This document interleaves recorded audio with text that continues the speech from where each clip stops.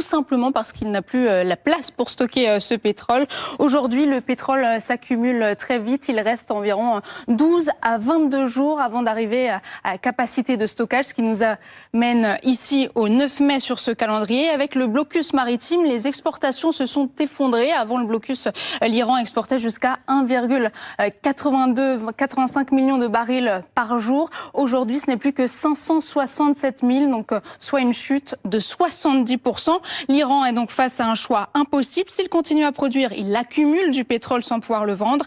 Mais s'il réduit sa production, il prend un vrai risque pour ses champs pétroliers, parce qu'un puits de pétrole, ce n'est pas un robinet. Si on l'arrête trop longtemps, vous allez le voir sur cette image, donc si on arrête ce puits, l'eau remonte donc dans le réservoir, les roches se dégradent, elles s'encrassent et une partie du pétrole devient irrécupérable. Et pour limiter les dégâts, Noémie, on se retrouve avec l'Iran qui cherche des solutions d'urgence, presque de bricolage.